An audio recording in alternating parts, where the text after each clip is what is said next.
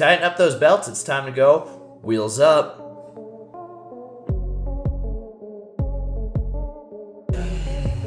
Thank you. Thank you. Thank you. Thank you. Thank you. Thank you. Thank you. Thank you. I hope you get that, future Spencer.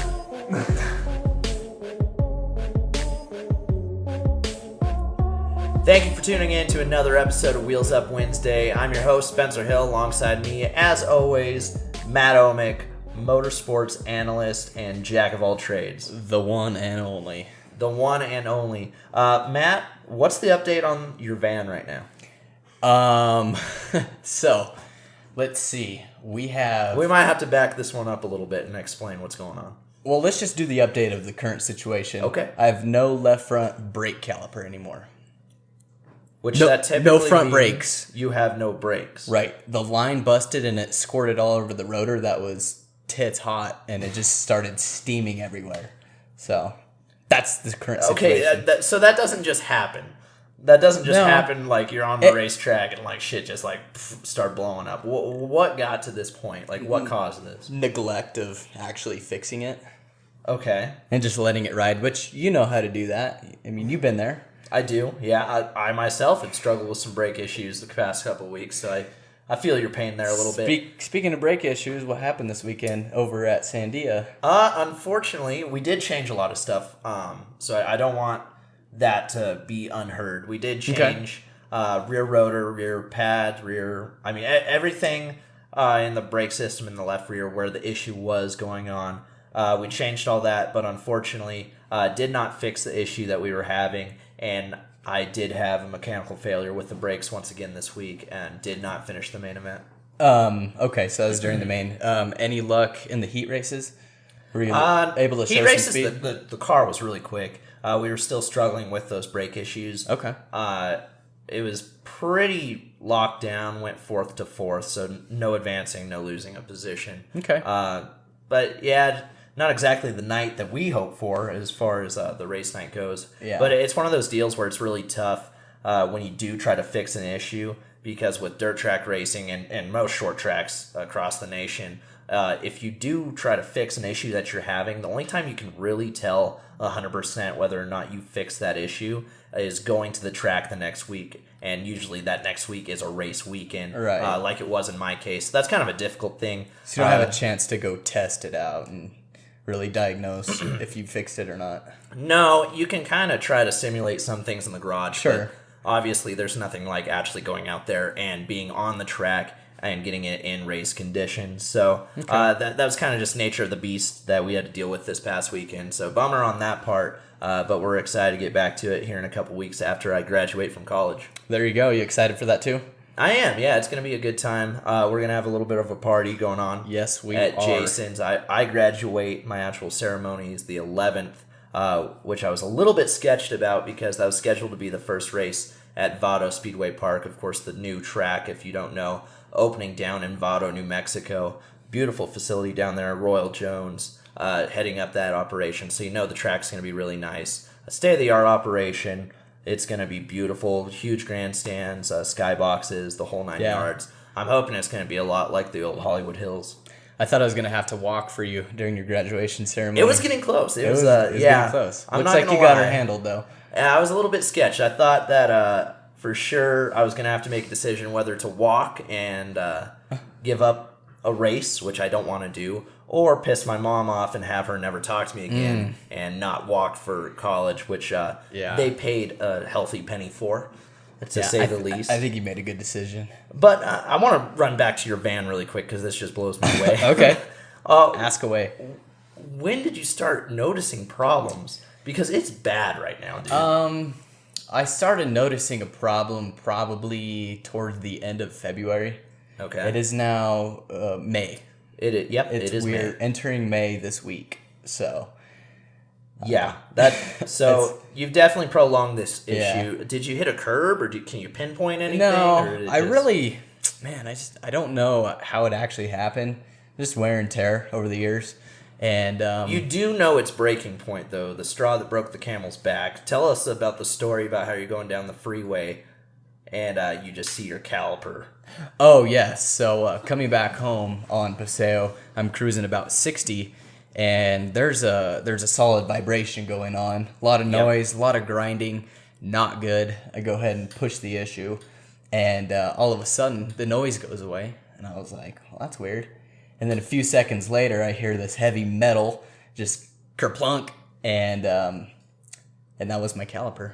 And I looked in the rearview mirror and a lot of smoke, and then a few sparks of that caliper actually hitting the pavement. And you say like people were trying to slow you down too. There was, like, hey, your car is falling apart on you. Yeah, this car behind me met me at the stoplight and was honking and pointing, hey, and I was like, well aware, thank you.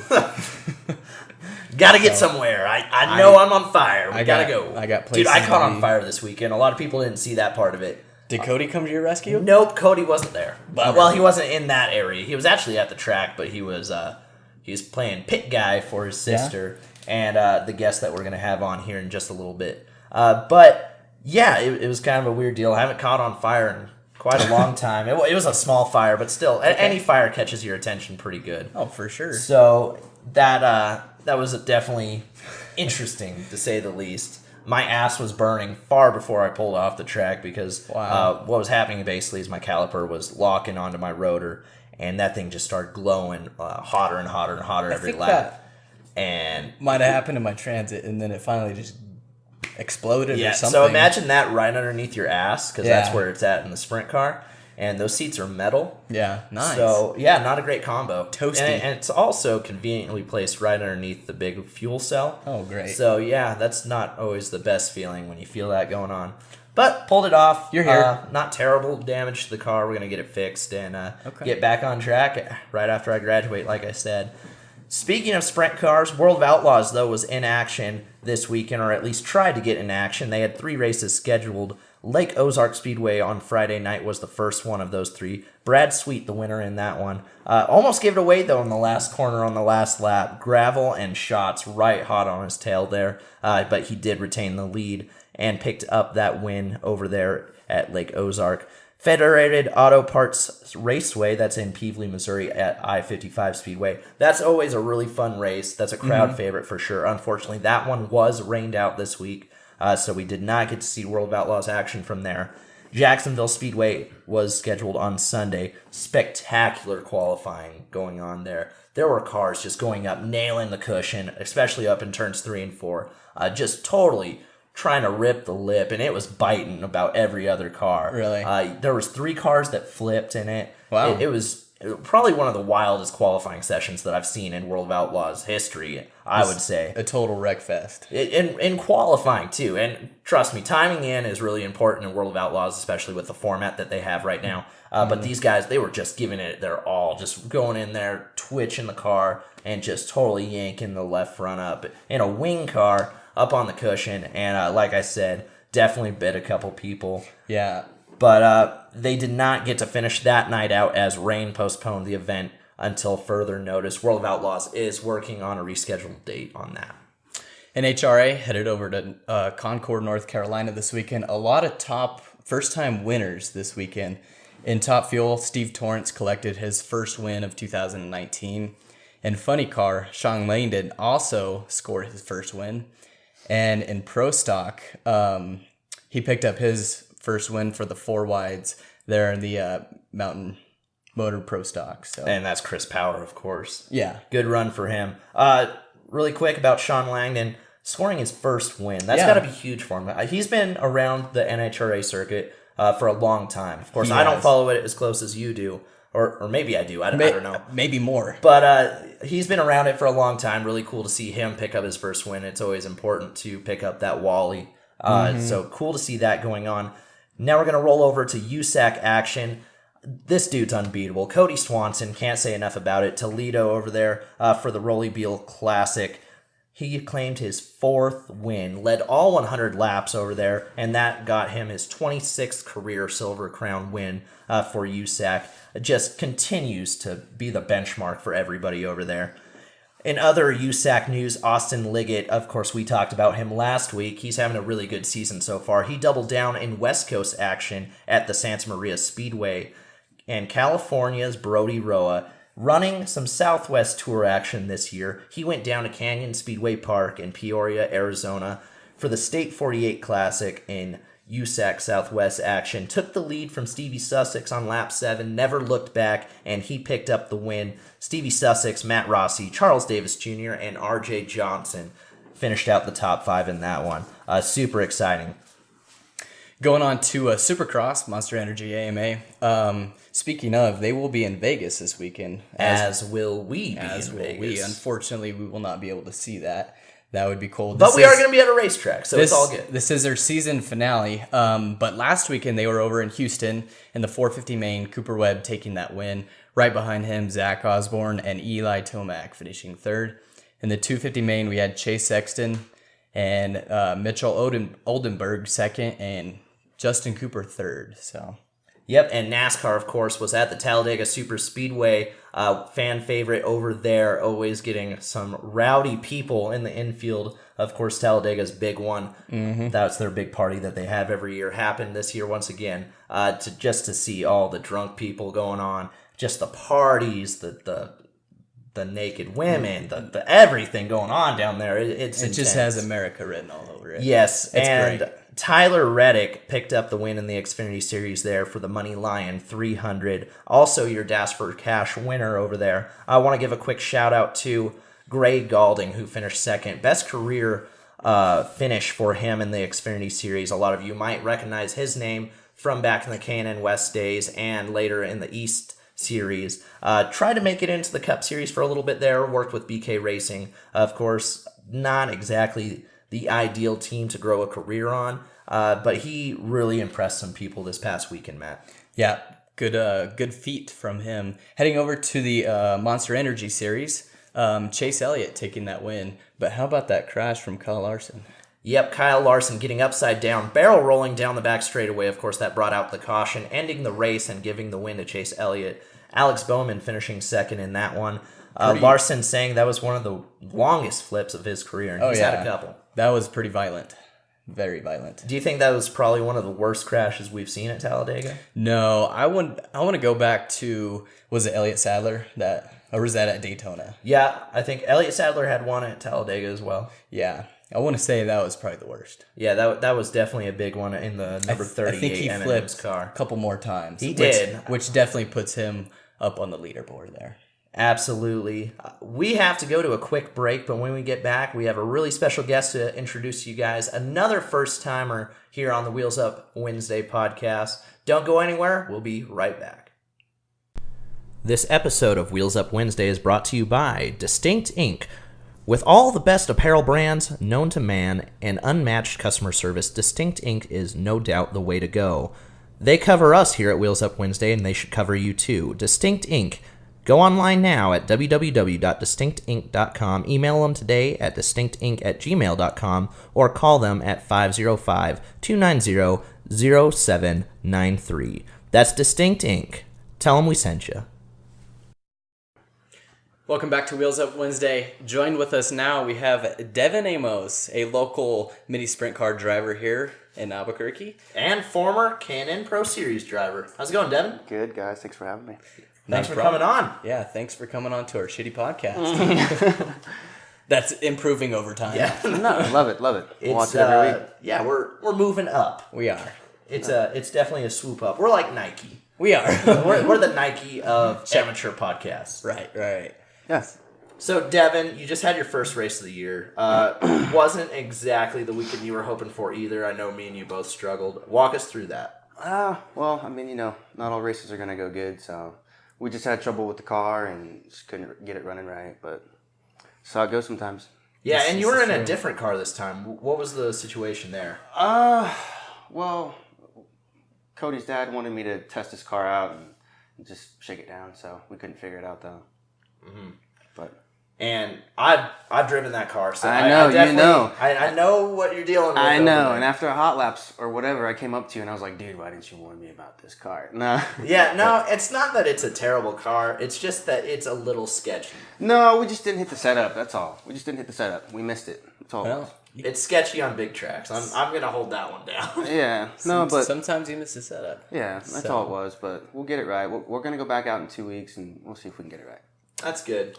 At least Kaylee had a good run. That was good to see. She did really good. She did. I guess she hadn't been out there for like almost 2 years or so. So she did good. You know, just getting back in the seat and getting it figured out. So do you want to tell us a little bit about your previous racing career? He just said that you raced K&N Series. How long have you been doing this? When did you start?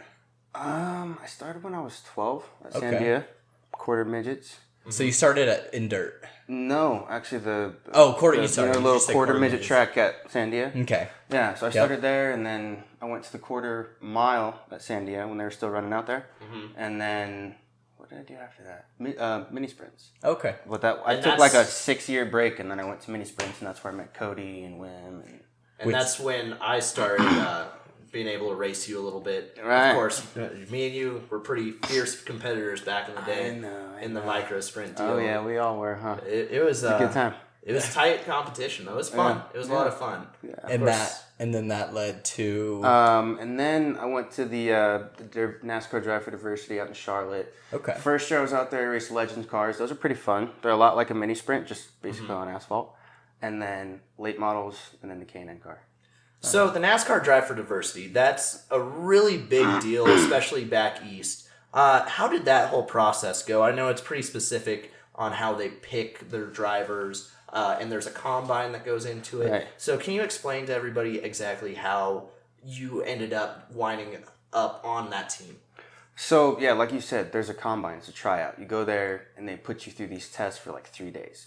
The first day is like media training and physical fitness, and then it's on-track evaluations. It actually took me 2 tries, 2011, 12. 2 tries to get there. The first year I was there, Larson was there, and he was the only one they took on the team. So that was cool. So they took just one person. Just Larson that first year, and then I made it the next year. When was Bubba on the team? He was on the year before Larson, right? He was there when they started the team. Do you remember that show? I think it was, I don't remember. They had a show on BET. I seem to remember And that's that, when yeah. they started it, and it was 2010, and then he was there from 2010, 11, 12, and then he went to Gibbs in 13. is it called Jersey Shore? It looked like that a little bit, yeah. Okay. But it's funny you mentioned that because there was a spin-off of that sort of with Michael Waltrip Racing, and he had his own reality TV show, The Peak Challenge. Yeah, You yeah, remember that's that? right, yeah. So Patrick Staropoli won I remember that, yeah. and we don't really hear about Patrick Staropoli anymore. Right. But the person that finished second in that, the Peak Antifreeze Challenge, was, does anybody know? You guys know? I don't remember. I remember the challenge I and do, stuff, yeah, but I don't remember. None other than Chase Briscoe. Really? Really? He finished second in that. That's pretty surprising. And second wasn't guaranteed anything Dang. at all. Like, it was just like, congrats, like, you got a little bit of TV time. Yeah. But the only thing that was guaranteed was for the winner, which is Patrick Staropoli. And they put him in, they guaranteed him like 2 K&N races with Bill McAnally Racing. Everybody else, they just sent home, like thanks for playing, stuff like that. How did he do? Do you remember? In the K&N races? He was, Staropoli? Yeah. He did decent, but he was never. He just never really clicked. Yeah. I don't know if they put him in a lower end car or exactly what the situation was. I think he had a couple top 5s because he ran some additional races the year after that. But he never really clicked with the team. But it's funny because Chase Briscoe ended up getting an opportunity on the team too because Bill McAnally really liked what he saw out of him. Right. And so that's kind of how that whole thing came together. And then, of course, we understand how Chase Briscoe got picked up by Brad Keselowski. And now he's in a very good situation over there with Stuart Haas. Oh, yeah. Yeah. So it's kind of funny how that whole combine thing works. It really does either launch your career or kind of put you in a hole in a way Makes for a you or little bit of breaks you. time. Yeah.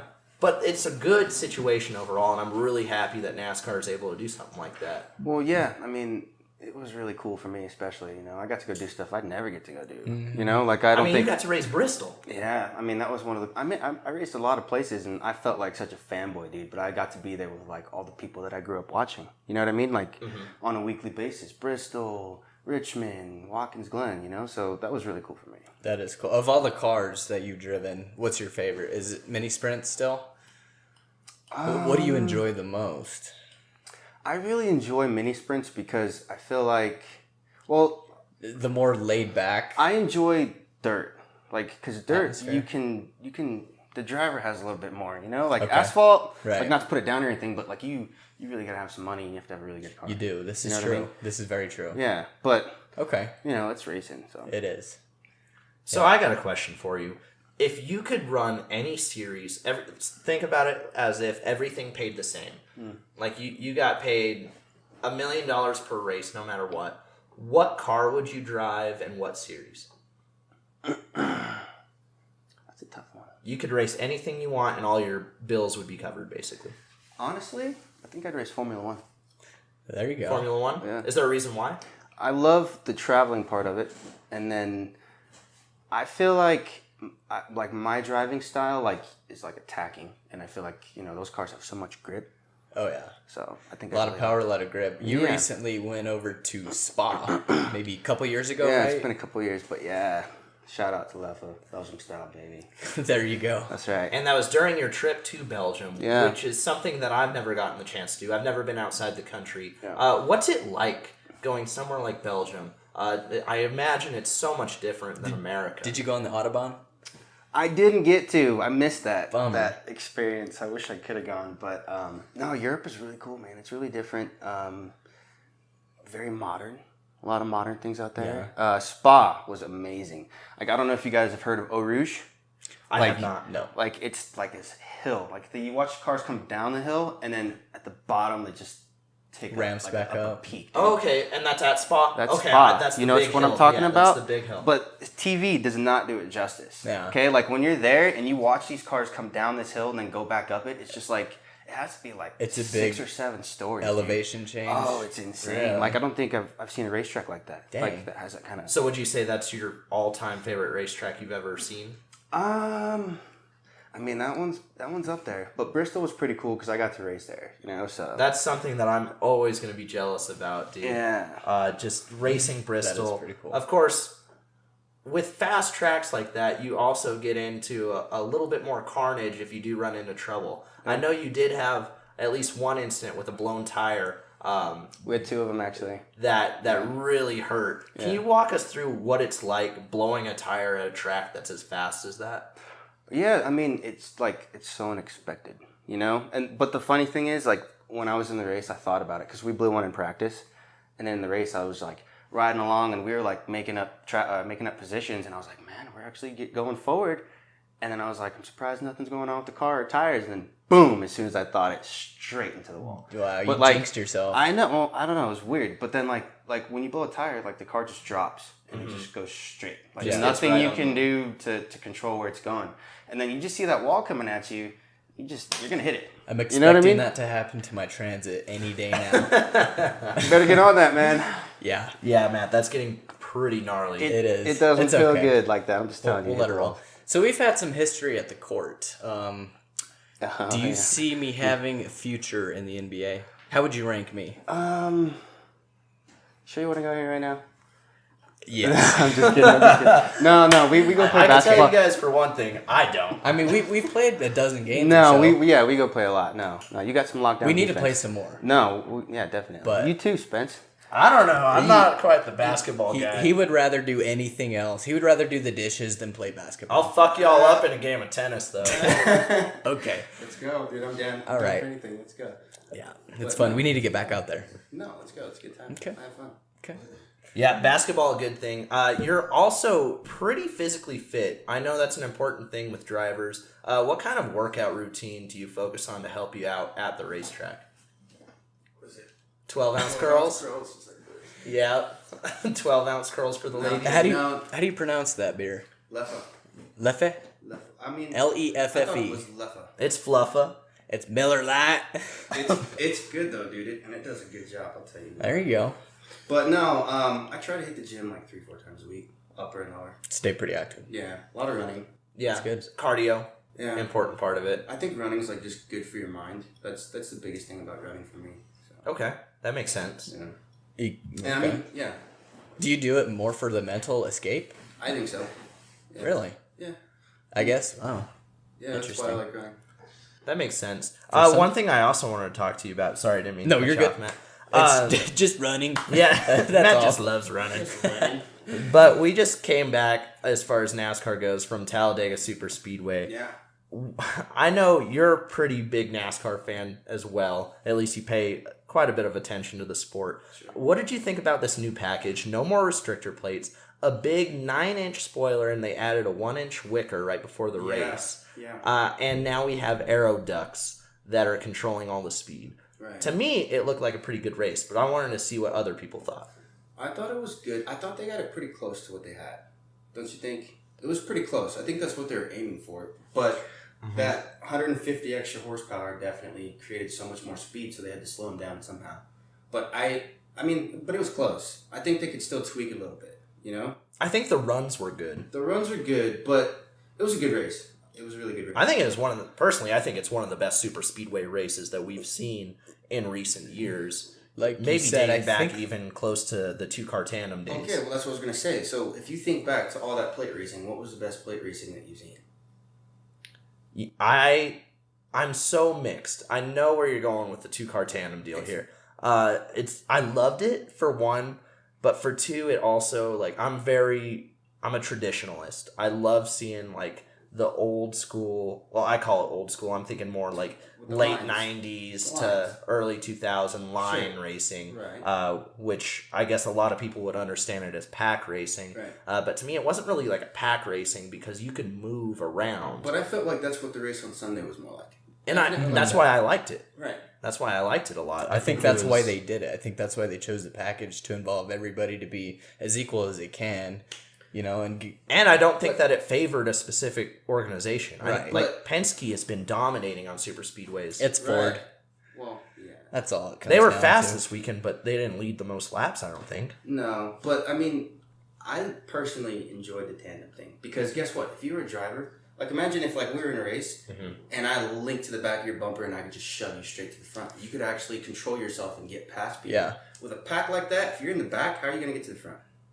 You know what I mean? And that's what fans like. They want to see passing. You want to see, you don't want to see someone just like ride behind them and wait for Yeah. the big one or whatever. But that's what I really enjoyed about the tandem. And you had 80-some lead changes. Like that's exciting because when you get down to the start finish line, you don't know who's going to win. 2011 Talladega, the spring race, they were like 4 wide, 2 by 2, like, and you couldn't tell who won. Like, that No doubt, doesn't get any more it's exciting great than racing. that. Yeah, I definitely agree. I kind of wish, I don't know if it would ever work out, but I think it would be cool if you had, like, because we have 4 super speedway races a year. What if we had 2 of them that were traditional restrictor plate-esque races where you had pack racing, and then you had 2 of them where you allowed cars to do tandeming? Give everybody a chance. No, yeah, that's a different idea. Like best of both worlds type deal. I mean, we changed rules enough. Yeah, I was going to ask you. So, where do you see NASCAR in 20 years? In 20 years, as much as I hate to say it, I think NASCAR is going to go towards something similar to Formula E. Like electric. Exactly. That's where it's going. And I don't like it. But I that's- hate it. But why? For one, personally, I don't like change. And I know that's a lame excuse. But it's just not the same to me. I know that they have a lot of power, but And it's to me, been the it's same since it started. You know, it's been a second- gas V8 for decades. And decades. the second that NASCAR goes to electronic is the second that it no longer becomes NASCAR to me. It's still racing, but it's no longer the National Association for Stock Car Auto Racing, as far as I'm concerned. But think about what NASCAR is, what you just said, stock car auto racing. They're going to try to go for that stock car because cars are going to continue to evolve. They're going to, So if they can make an electric car that puts out the it's same gonna power happen. and can last as long as the cars that race today. Yeah, so like this is just what I think. Like they're going to roll out what are we at, Gen 6 or Gen 7 right now? 6? We're at 6. Yeah, they're The Gen 7 cars doing the supposed 7. to be, they're supposed to change a lot. Supposed to have like different engine and change all kinds of stuff. What do you think is going to happen with the next car? You know what I mean? Right. You know what I So think is they're going to be closer happen? to stock. Before you get into something where you're going into electric, I hope they find a way to introduce a new form of fuel for them to where we aren't burning oil anymore. Electric? I think, not to get into the whole resources thing too much, but to create an electric motor takes about the same amount of energy as a regular combustion engine uses over like a 20-year span. I don't know the details about it, but I feel like they're I don't probably either. that way. I mean, maybe I don't know. But, Yeah. I guess It's definitely going to But change. whatever they do, I hope they just have a good product on the racetrack so that we're fans. We love racing, and I hope that they have a good show. Yeah. Hell, That's all you that matters. you can do whatever you want with NASCAR as long as they leave sprint cars and dirt track racing alone. I don't give Yeah. a shit. Yeah, they got That's that- fair. No, they got that pretty right. Yeah. So. I We'll definitely see. agree. No, we'll see. Devin, what are you doing? Because obviously here in New Mexico, very difficult to do racing full time. What are you doing on the side of that? What's your day job? Working, baby. You guys know, huh? You want to throw a shout out? What are you working at? Pest control. That's what I do. Okay. In my operating pest control business. So. And what's Got that called? bugs. Busy Bee Pest Control. Busy Bee. Busy Local Bee here in Pest Albuquerque. Control. That's right. I'm pretty sure that you had a. Didn't I come by and spray your parking You did, lot? yeah. He took care of some was black witters for me. I had some gigantos, so thank you for that. Yeah. So with Busy Bee Pest Control, do you guys have Facebook, website, anything? I'm working on that, dude. Like, we were back in the Stone Age, so I'm getting it.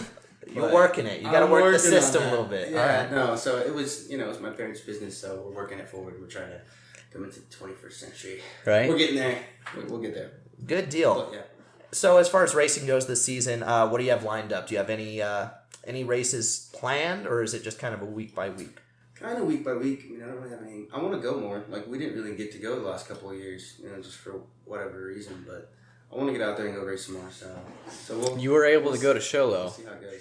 which I Yeah, did draw yeah. your pill and put you on the pole. That's So what I need. you are welcome. You need to just come to the track. And That do lucky left hand. That's what I do, dude. It's Just a little bit of That's right. sugar on That it. Magic dust in there. Little yeah. booger sugar? A little booger sugar on it. That's right. But yeah, we'll see. I want to go out there and race a little bit more this year, so. Nice. That'd be good. I hope to see you out on track. It's always fun battling with you. Devin, if people want to keep up with what you have going on, how can they keep up with you on social media and stuff? Yeah, I'm on Facebook, Instagram. I think I'm on Twitter. I don't know, but yeah. I think you're on Twitter. I think so. I could be. I never get on there. I get on there for some You pretty could be. funny stuff. I don't know. There you go. But yeah. And what are the handles for those? Dude, I don't even know. Probably my name, Devon Amos. Okay. I'll put them below. We'll Perfect. throw them Spencer's down guy. here. He's the man. He's Hey, he'll link We'll it up do there. that all in post. You will do that all. I will do that all in post. Devin, thank you so much for joining us today, no though. problem. That was fun, man. Always fun talking to you. We're going to have to get you back on here, especially maybe when the All-Star race comes around. Let's do it. Yeah, we'll talk about that Mm-hmm. new package I got coming up. Yep. I think that'd be Hopefully it's fun. a good race. We'll see. I hope so, too. And I will see you on the court. Let's go, baby. Taking those ankles, man. Wow. You better get some good shoes, bud. I don't He's need. gonna I be don't breaking need. your ankles, I buddy. don't need good shoes. I know, to play funny you. story though. You were there when I pretty much blew my ankle out. That was a great. You one. did blow Cody's out, right? No, it was mine. Oh, those. How that You was remember yours? that? Yeah, Cody blew yours out, right? Yeah. So like. Who blew who? Who's blowing who here? Okay. All right. Surprise. We have an I audience. guess. Again, a great interview there with Devon Amos. Matt, always fun to talk to him. It is always great getting input from him. Yeah, very knowledgeable, whether it's on or off the track. Of course, a huge NASCAR fan too. And it's Look, always great to teach him a couple lessons on the court. So yeah, I wouldn't know anything about that, but all around a good time. I do know we're gonna have to bring him on again here in a couple weeks when we get back to about All-Star race time here in just about a month. It's already It is coming it's up. getting that time. We're It here is. right in the midst of racing season. Speaking of that, let's roll into Wheels Up Watch List. NASCAR Gander Outdoors Truck Series. Next time they're going to be on track is this Friday at the Dover International Speedway for the JAGS 200. That's going to be at 5 p.m. on Fox Sports 1. NASCAR Xfinity Series also at Dover this weekend for the Allied Steel Buildings 200. Saturday, May 4th, 1:30 p.m. You can find that one on Fox Sports 1. Monster Energy NASCAR Cup Series action from Dover for the Gander RV 400. That'll be this Sunday on May 5th, 2 p.m. Also on Fox Sports 1. And then rounding out my side of the watch list, NTT IndyCar Series. The month of May is here. Indianapolis IndyCar Grand Prix from the Indianapolis Motor Speedway. Of course, that's the road course version of it. Saturday, May 11th, 3 p.m. on NBC. NHRA Mellow Yellow Drag Racing Series headed over to Atlanta Dragway this weekend, Sunday, May 5th, Cinco de Mayo. That'll be at 6 p.m. on Fox Sports 1. World of Outlaws NOS Energy Sprint Cars points race will be at Riverside International Speedway Friday, May 3rd. That'll be on Dirt Vision, as will the points race Tri-State Speedway Saturday, May 4th. The NASCAR K&N Pro Series will be at South Boston Speedway. The Sobo Twin 100s Saturday, May 4th at 5:15. That'll be on Fans Choice TV. ARCA Menard Series headed to Nashville to the Music City 200. That'll be Saturday, May 4th on MAV TV. And Monster Energy AMA Supercross headed to Vegas for their season finale this Saturday, May 4th. That'll be at 10 p.m. on USA. And fancy you say they're going to Las Vegas, because we also are going to be in Vegas this weekend, helping out the number 9 team with Jason Irwin Racing. Looking forward to that. Matt, you've been on the road with him so far this season. How has he been doing? He's been doing really good. This will be our 3rd week in a row to Vegas. Last weekend, he actually doubled down on Saturday, leading all 25 laps in the Legend car, getting that win, then hopping into his modified and leading not all 35, but racing 35 laps and getting the win in that 54 4-cell modified. And so it was a really good weekend. Hope we can do the same for the Spears Tour this weekend. And how'd Gary do? I've heard he's been doing pretty good lately. He has. Last weekend, he actually did really good. Finished 2nd on Friday. So really cool to see him running up front. So, well, Gary, looking forward to coming out and hanging out with you. Been a while since I've been out there, and been a long time since we've been on the Lucas Oil Tour, now called the Spears Manufacturing Tour, of course. It is. But looking forward to doing all of that, seeing some old friends out there. Getting some In-N-Out canes. And of course, that beautiful Las Vegas sun. Yeah. That's about all the time we have for this episode of Wheels Up Wednesday, though. I want to remind you guys, you can always follow us on Facebook, Instagram, and Twitter. Facebook is Wheels Up Wednesday Podcast. Instagram and Twitter are the same, at Wheels Up Podcast. And don't forget to hit that subscribe button below. I know you guys see it, and I know you guys can click that button. So go ahead and smash that subscribe button. And while you're there, the like button's right on the other side of it. So go ahead and like this video, put that in your favorites, and tell all your friends about all the fun we have here on the Wheels Up Wednesday podcast. From Spencer Hill, I'm Matt Omick. We will see you next week.